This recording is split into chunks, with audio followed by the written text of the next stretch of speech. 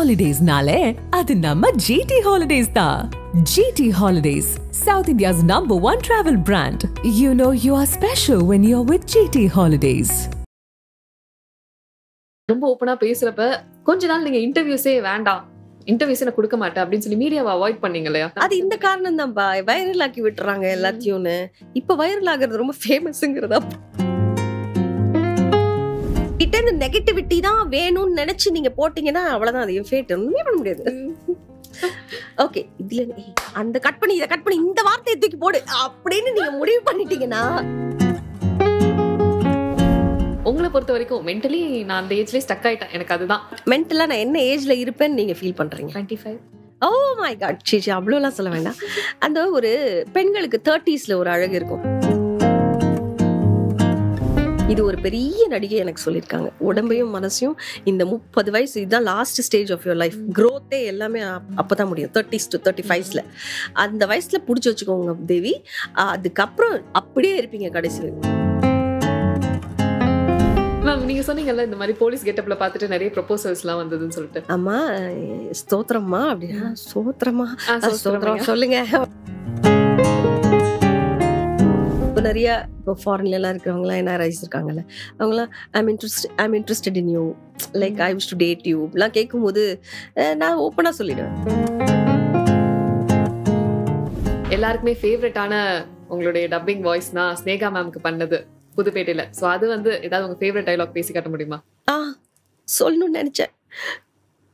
நேற்று காலையில மயக்கம் போட்டு கீழே விழுந்துட்டேன். டாக்டர் கூட்டிட்டு வந்து பார்த்தாங்க, முழுகாம இருக்கேன்னு சொன்னாங்க. எனக்கு சிரிப்பு தான் வந்துச்சு. இன்னும் முடிவு பண்ணல, வச்சுக்கலாமா வேண்டாமான்னு. நீ கூட இருந்தாலும் பரவாயில்ல, இல்லைன்னா எல்லாரும் அதை என்னன்னு சொல்லுவாங்க. பார்த்துக்கலாம், இன்னும் ரொம்ப தூரம் போகணும், 1000 கிலோமீட்டர். அழுதுகிட்டே போயிடுவேன். வரேன்.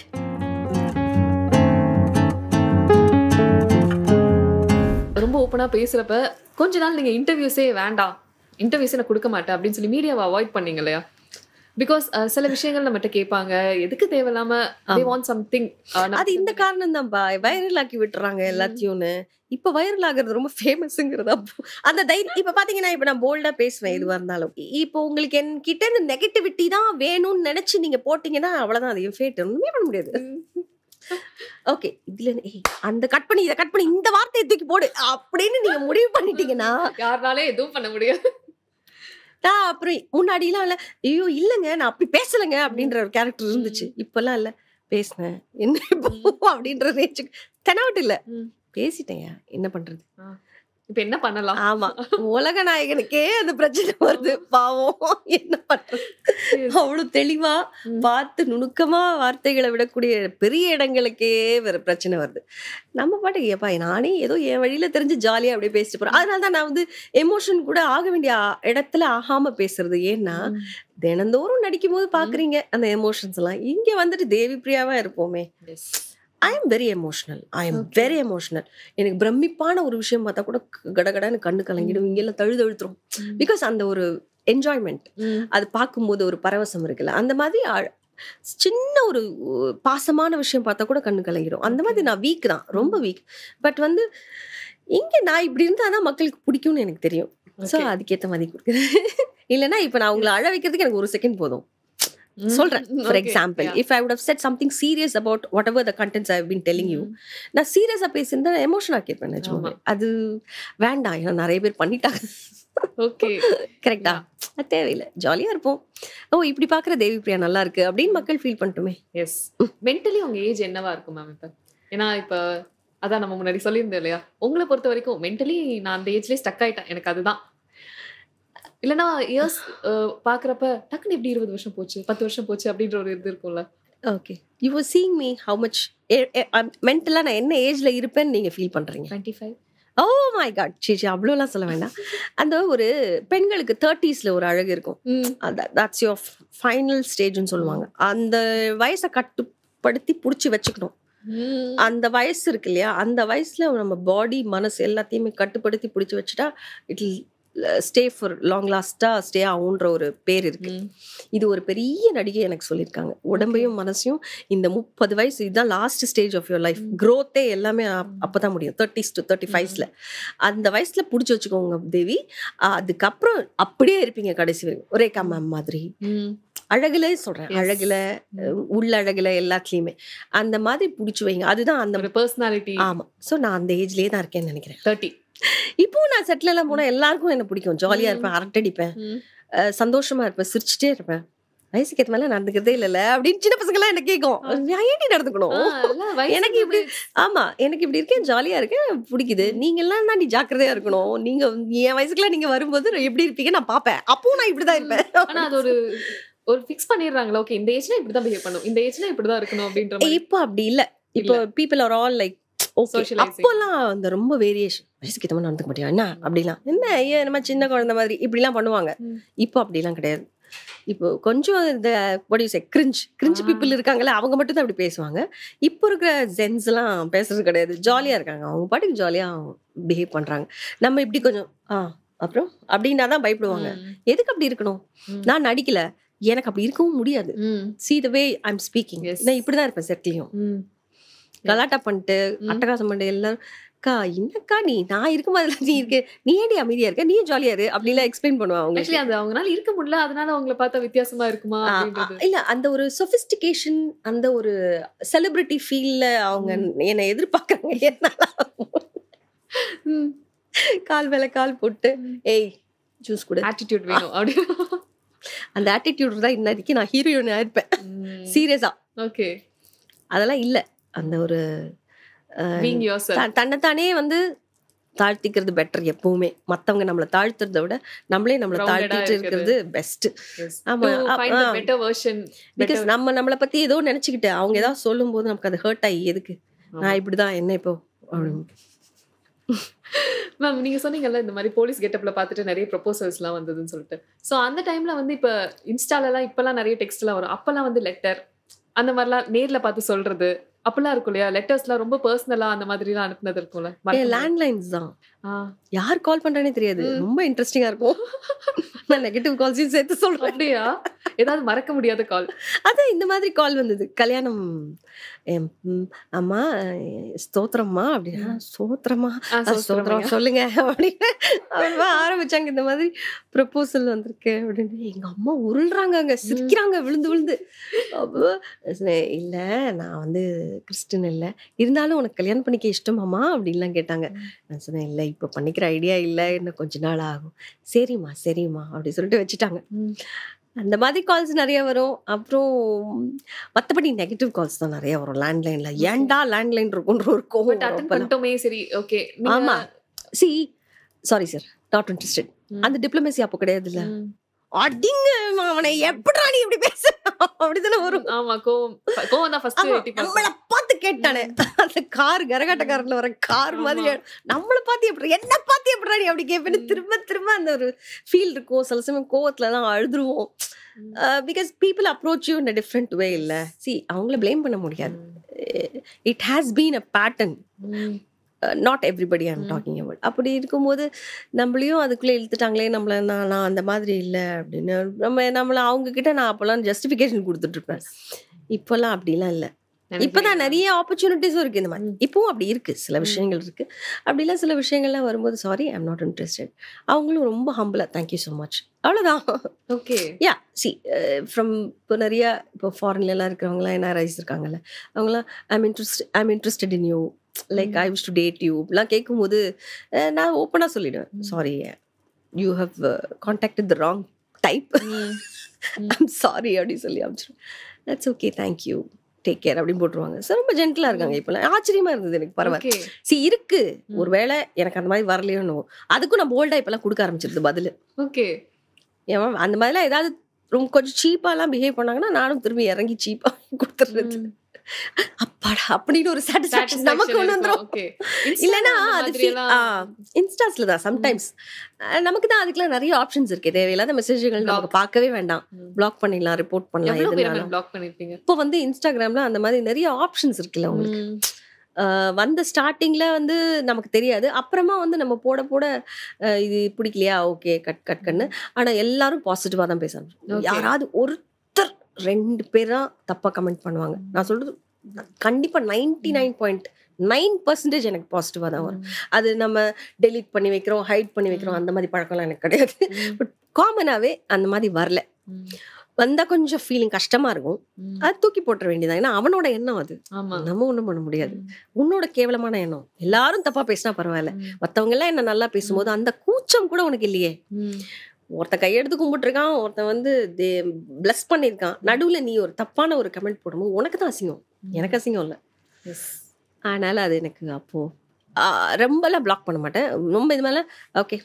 இல்லைன்னா சில பேர் ரிப்போர்ட் பிளாக் பண்றதுக்கு முன்னாடி கமெண்ட்டை கொடுத்துட்டு பிளாக் பண்ணுவோம் தெரியுமா, அப்ப வந்து வச்சுக்கிறேன் அவனை அப்படின்னு சொல்லிட்டு போட்டு அப்படியே டெலிட். கமெண்ட்ல உங்களுக்கு அது போடுறது ஃபர்ஸ்ட்லாம் நீங்க ஓகே திட்டிடணும் அப்படின்றது இருக்கும். பட் போக போக ஓகே அவங்க அப்படிதான் அப்படின்ற ஒரு எண்ணம் வந்துச்சு. ஆமா, இப்பவும் எவனாவது என்ன கேட்டான்னா நான் பதிலுக்கு ஒண்ணு ஏதாவது போட்டுட்டு தான் ரிப்போர்ட் பண்ணுவேன். சாரிலாம் கேட்பாங்கல்ல, அதெல்லாம் கிடையாது. அதான் நம்ம பிளாக் பண்ணுவோமே. ஓகே, என்ன போட்டு பார்க்க வச்சல எல்லாரையும். இப்ப நான் ஒண்ணு போடுறேன் அப்படி சொல்லிட்டு போட்டு, பட் எல்லாரோடையும் நம்ம தரக்குறைவா இறங்க மாட்டோம். It's very very few, 1 or 2 அவ்வளவுதான். முதல்ல அதுக்கெல்லாம் டைம் இல்லை. மத்தவங்க எல்லாம் பார்த்தா ஐயோ திறந்து பார்க்கவே முடியாத அளவுக்கு இருக்கும். அதனால சரி விட்டுருப்போம் அப்படின்னு சொல்லிட்டு. ஓகே. அண்ட் இன்னொரு விஷயம், இப்ப சீரியல்ல சினிமால ஒரு திரையில வந்துட்டாலே அவங்களுக்கு ஃபினான்ஷியல் ஸ்ட்ரகிளே இருக்காது. சீரியல்ல நடிக்கிறாங்க எப்படியும், ஸோ அந்த மாதிரி ஒரு பிம்பம் இருக்கு இப்பயுமே. பட் ஃபினான்ஷியலா நீங்க ஏதாவது ஸ்ட்ரகிள் ஃபேஸ் பண்ணிருக்கீங்களா மேம்? இந்த ஜர்னிலே சொல்றேன், சினிமா சீரியல் ஜர்னிலே. நான் வட்டிக்கெல்லாம் வட்டி வாங்கியிருக்கேன். இப்போ இல்லை, ஸ்டார்டிங்ல. சீரியல்ஸ்லாம் அப்போல்லாம் வந்து ரொம்ப ஹை பேமெண்ட்ஸ்லாம் கிடையாது. ரொம்ப ரொம்ப பியாண்ட் தி ஆவரேஜாக தான் இருக்கும், பிலோ தி ஆவரேஜாக தான் இருக்கும்.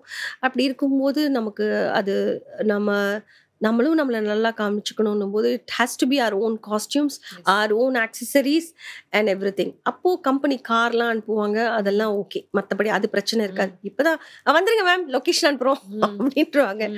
அப்போ அப்படி கிடையாது, கார் கிடைக்கும், பட் மற்றபடி இதெல்லாம் நம்ம தான். அப்போ you have to stand among the famous people, you have to show your self a bit front and everybody. அப்படின்னா அப்போ கொஞ்சம் நல்லா ட்ரெஸ் பண்ணணும், அதுக்கு நமக்கு தேவைப்படும்ல. அப்போ நம்ம வாங்கணும், ஃபேமிலி பார்த்துக்கணும், எக்கனாமிக்கலாகவும் நம்ம பேலன்ஸ் பண்ணணும் போது சம்டைம்ஸ் டக்குன்னு திடீர்னு ஒரு 10 நாள் 15 நாள் ஒர்க் இருக்கும், 25 நாள் வேலை இருக்கும், திடீர்னு பார்த்தீங்கன்னா ஒரு 6 நாள் தான் வேலை இருக்கும். அப்போ எப்படி நமக்கு டெய்லி பேமெண்ட் அப்படிங்கிற இந்த விஷயம் தான் நான் சொன்னேன் தெரியுமா ஸ்டார்டிங்கில். இந்த சினிமாங்கிற ஒரு மாயக்குள்ளே வரும்போது ஓகே 15,000 10,000 10 grand கிடைக்குது நமக்கு. ஓகே ஆஃபீஸில் ஒர்க் பண்ணால் 10 to 12 grand கிடைக்கும். இங்கேனா உங்களுக்கு டெய்லி 2,000 கிடைக்குது, பரவாயில்ல. நான் அப்படி யோசிச்சவ இது எப்போது தான் கிடைக்கும்ன்றது உனக்கு தெரியாதுல்ல. அது ஒரு ரெகுலரா உனக்கு கிடைக்கும், நீ அதுக்குள்ள உன்னோட லைஃப்பை பிளான் பண்ணி போயிருந்திருக்கலாம். இப்போ நீ இந்த மாதிரி திடீர்னு ஒரு நாள் நிறைய வருது, அப்போ அதுக்கு தான் சொல்லுவாங்க சேர்த்து வச்சுக்கோங்க, சினிமாவில் இருக்கும்போது சேர்த்து வச்சுக்கோங்க, ஸ்ட்ரிக்டா இருங்க. இப்பவும் வந்து ஆடம்பரமா செலவு பண்ணாம ஸ்ட்ரிக்டா இருக்கிற நிறைய ஆர்டிஸ்ட் நான் பார்க்குறேன், பெருமையா இருக்கு. இப்போ இருக்கிற யங்ஸ்டர்ஸே சொல்றேன், அப்படின்னு இல்லாம நான் சொல்றது பாதி பேர் இருக்காங்க அப்படி சொல்றேன். ஸோ அந்த மாதிரி நாங்க அப்போ இருக்க முடியல எங்களால், எங்களுக்கு வர்றதே கரெக்டாக இருந்தது. ஸோ அப்போ நான் ஐ ஹாவ் டு கொஞ்சம் கஷ்டமாக தான் இருந்தது. எக்கனாமிக்கலாக ரொம்ப ரொம்ப ரொம்ப கஷ்டப்பட்டேன். என்னுடைய வேல்யூ இருக்குல்ல, ஆர்டிஸ்ட் வேல்யூ ஏற தான் இதுவும் ஏறும். அது ரொம்ப நாள் ஆச்சு ஏறுறதுக்கே.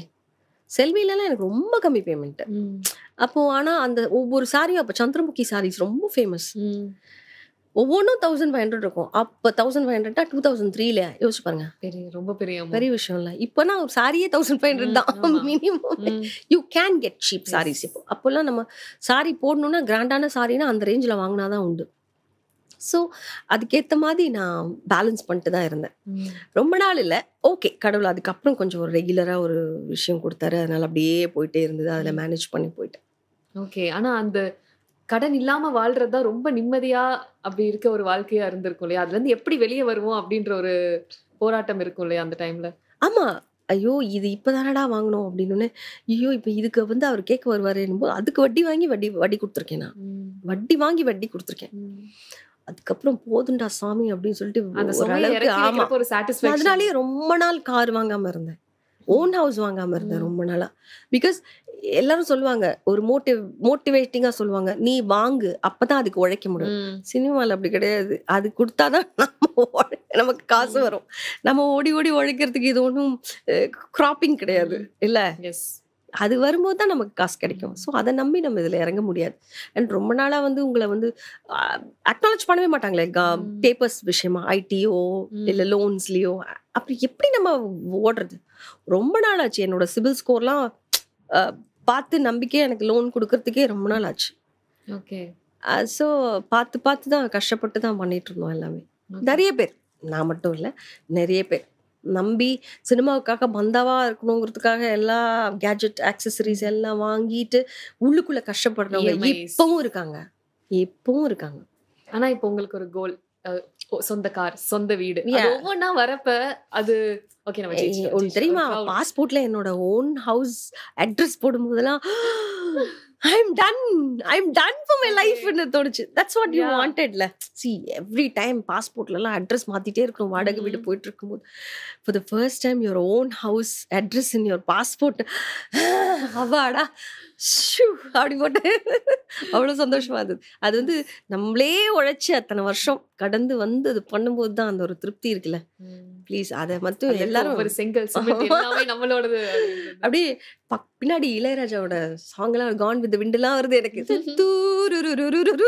ஏன்னா அந்த வீடு படம் தெரியும்ல உங்களுக்கு, அவங்களே பார்த்து கட்டுவாங்க. அந்த மாதிரி ஓன் ஹவுஸ் வாங்கும் போதும் சரி, ரெஜிஸ்ட்ரேஷன்ல சைன் பண்ணும்போதெல்லாம் அழுவுறேன். கனவா நிஜமா அவ்வளவு சந்தோஷமா இருந்தது.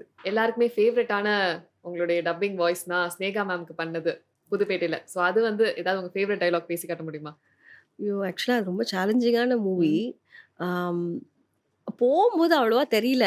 அவரு உள்ள போனோடனே அவங்க சீஃப் எடிட்டர் ஒருத்தர் இருந்தாங்க. அவங்க சொன்னாங்க, பொதுவாக வந்து செல்வராகவன் சார் வந்து ரொம்ப டேக் எடுப்பாரு, ஹில் நெவர் கெட் சாட்டிஸ்ஃபைட், அதனால கொஞ்சம் பார்த்து பண்ணுங்க அப்படிங்கிற மாதிரி உள்ள போனாங்க. நான் போய் பண்றேன், ஒரு டேக்ல ஓகே பண்ணிட்டே இருக்காரு. And every scene was very tough. ஏன்னா அவங்க வந்து ஒரு கால் கேர்ள் ரோல் பண்ணியிருப்பாங்க. அதுல வந்து ஒரு கால்களை ஒரு இடத்துக்கு போயிருக்கும் போது ஹீரோ ஃபோன் பண்ணுவாரு. ஸோ இங்கேயும் மேனேஜ் பண்ணிட்டு அந்த வலியோட அவங்க அங்க பேசுற மாதிரிலாம் சீனு எனக்கே ரொம்ப ஆச்சரியமா இருந்தது. ஓகேவா அப்புறம் கொஞ்சம் பிரேக் அப்படின்ட்டு போயிட்டாரு. அப்புறம் ஏதோ நல்ல மூட்ல இருக்காரு போல, யூ வெரி லக்கி அப்படின்னு சொன்னாங்க. அப்புறம் சோனியாக்கு பேசினாங்கல்ல, பிரியா, நாங்க டப்பிங் பண்றதுனால எங்களுக்கு ஆர்டிஸ்ட்லாம் தெரியும். அவங்க பிரியாவும் சொன்னாங்க, அப்படியா அவங்களுக்குலாம் ரொம்ப வேலை வாங்கிட்டாங்களாம். எனக்கு வந்து டக்குன்னு போனனால அப்புறம் படம் பார்க்கும்போது எனக்கே இப்படி கண்ணெல்லாம் கூசுது. ஐயோ, நம்மளா பேசிருக்கோம் அப்படின்னு அவ்வளோ ஷையாது. அதுல ஒரு அழுற சீன் ஒன்று இருக்கும். அவங்க சோனியா அகர்வாலை கல்யாணம் பண்ண உடனே இவங்க கோச்சிட்டு ஊரை விட்டு போற மாதிரி ஒரு சீக்வன்ஸ், அது பேசுறேன். ரொம்ப டைலாக்ல ஞாபகம் இல்லை மக்களே, பரவாயில்ல நீங்க பேசுங்க, எப்படி இருந்தாலும் அக்செப்ட் பண்ணிப்போம். சத்தியமா இப்ப ஞாபகம் இருக்காது யாருக்கும். அதனால என்ன பேசலாம், ஓ இதான் பேசியிருப்பாங்க அப்படின்னு நினைப்பாங்க. சொல்லணும்னு நினைச்சேன். நேற்று காலையில மயக்கம் போட்டு கீழே விழுந்துட்டேன். டாக்டர் கூட்டிட்டு வந்து பார்த்தாங்க, முழுகாம இருக்கேன்னு சொன்னாங்க. எனக்கு சிரிப்பு தான் வந்துச்சு. இன்னும் முடிவு பண்ணல, வச்சுக்கலாமா வேண்டாமான்னு. நீ கூட இருந்தாலும் பரவாயில்ல, இல்லைன்னா எல்லாரும் அதை என்னன்னு சொல்லுவாங்க. பார்த்துக்கலாம், இன்னும் ரொம்ப தூரம் போகணும், 1000 கிலோமீட்டர், அழுதுகிட்டே போயிடுவேன், வரேன், அவ்வளவுதான். ஆக்டிங்கோட பாக்குறப்ப வேற மாதிரி இருக்கு மேம். சீரியஸா ஆக்சுவலி டப்பிங் பண்ணும்போது அப்படிதான் பண்ண முடியும். யூ கேனாட் லைக் சி கண்ணெல்லாம் கலங்கிடும். பிகாஸ் அது பண்ணாதான் எமோஷன் வரும். பட் நான் ஒரு ஆர்டிஸ்ட் பார்த்துருக்கேன், அவங்க Jayageetha, she is one miracle தான். அப்படி நான் பண்ணேன்னு சொன்னேன் இல்லையா, கண்ணின்மணி அப்படின்னு ஒரு டாக்குமெண்ட்ரி, அதுக்கு கோதண்டபாணி ஸ்டுடியோ ஏவிஎம் பக்கத்துல எஸ்பிபிசியோட ஸ்டுடியோ, அது வா உனக்கு பேசுகிறாங்க பாருன்னு சொல்லி கூட்டிகிட்டு போனாங்க. எடிட் ஸ்டுடியோவில் வெளியில் உட்காந்துங்க, அவங்க டப்பில் உட்காந்துருக்காங்க. டெலிவரியா எனக்கு கதையில் டெலிவரியில் அந்த குழந்தைய வந்து தூக்கி கழிப்பல் கொடுத்துட்டு தூக்கிட்டு போவாங்க. கீழே விழுந்து பிறண்டு அவங்கள பிடிச்சி அழுது கத்துறது. அது கிட்டத்தட்ட ஒரு 2.5 minutes இருக்கும். ஓகேவா, ஐயோ என்ன விடுங்க பயங்கரமா கத்துறாங்க. ஐயோ கத்தி கதறாங்க. நான் சொல்றது கேளுங்க. ஐயோ என் குழந்தைய விட்டுருங்க, உங்களை கெஞ்சி கேட்டுக்கிறேன். இது ஓகேவா சார் அப்படின்னாங்களே. நான் டேபிள் கடியில போய் ஒளிஞ்சுக்கிறேன் பின்னாடி. அவங்க கத்தும் போது ஒளிஞ்சுக்கிட்டேன். ஏன்னா அந்த சவுண்டுல ஒரு மாதிரி இருக்கும்ல, பெயின்ஃபுல்லா இருக்கும். போய் பின்னாடி எல்லாம் ஒளிஞ்சுக்கிறேன். இது ஓகேவா சார், என்ன வேணுமா சார் அப்படி. Such a sweet what she's God. அங்க கத்துக்கிட்டது தான். ஓகே எமோஷன்ஸ் எல்லாம் வந்து சட்டிலா ஆனா எனக்கு வரவே இல்லை. நம்ம நடிகை தானே பேசிக்கலாம், அதனால நமக்கு நடிச்சிடணும் அப்படின்னு வந்து அவங்க எல்லாம் அசங்காம அப்படி உட்கார்ந்து நடிப்பாங்க. எமோஷன்லாம் நான் உங்ககிட்ட சொன்ன, நீங்க மட்டும் தான் நடிக்கும். Great Geetha you are. இப்ப எனக்கு அவங்க தான் பேசுறாங்க சீரியல்ஸ்ல எல்லாம். சோ அவங்கள நிஜமாவே அப்படி ஒரு மிராக்கிளா பார்ப்பேன்.